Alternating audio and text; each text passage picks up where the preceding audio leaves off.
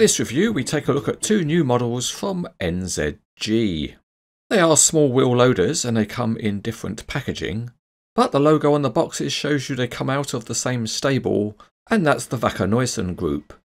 Let's start with the bigger box, and that's got the Wacker Neuson WL20e, and inside the box we've got the usual pair of expanded polystyrene trays. The trays are marked top and bottom, which always helps, and they are factory sealed.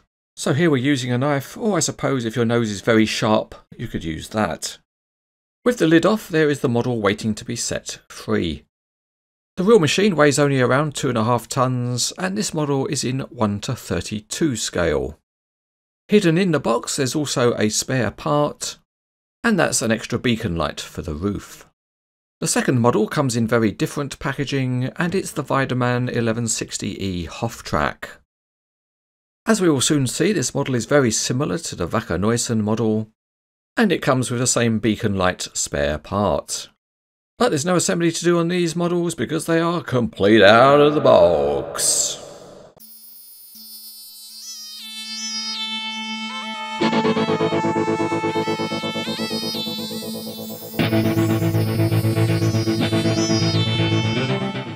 To begin with, the Wacker Neuson is NZG model 984. And the Weidemann is NZG model 985. Starting underneath, and you can see that both models are basically of the same design, with a similar transmission and axles. But one significant difference is the larger tyres on the Weidemann model. Both models have NZG markings on the bottom, and they're both shown as NZG 984. Looking at the back of the machines, and they share the same high quality detailing, and that includes very nice graphics and highlighted parts. The Weidemann has bigger wheel arches and wheels than the Wacker Neuson. In terms of the cabs, the models seem to be optically identical, and they are very nicely modelled with all of the handrails in metal. The roof has got perforations and work lights and beacon lights, and the controls are nicely modelled. Looking deep inside, and both steering wheels have Wacker emblems, and there are also graphics on the tiny consoles. The detailing of the loader arms is very nicely done, and that includes small riveted connections and nice soft hoses. There are large plastic light boxes, and some very good looking graphics and highlighting on the sides of the loader arms. The other main difference on the models is the buckets at the front. The Wacker has got a toothed bucket, and the Weidemann has a nice power grab bucket.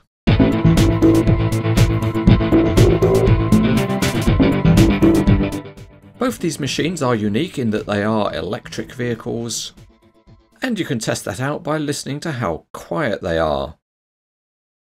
The red machine rolls really smoothly, whereas the yellow one had a slightly sticky axle.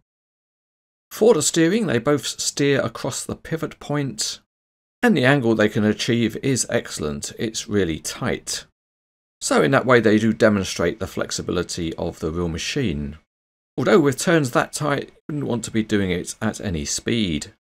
For the operation of the loader arms, NZG has done a very good job with the engineering. And you can see that the height of lift is really very good. And the hydraulic rams have got a nice degree of stiffness. The bucket angles are also excellent. You can have them carrying a load, or the tipping angle is also really good. On the Weidemann machine you also have the additional flexibility of the power grab.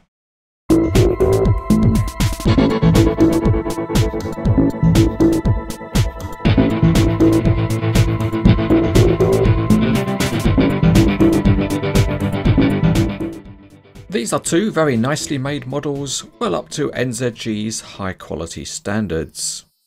The detailing is very good and the functionality is well engineered. The pricing in the Wacker Neuson fan shop is also good value. Overall, these are nice models which are easy to rate as very good.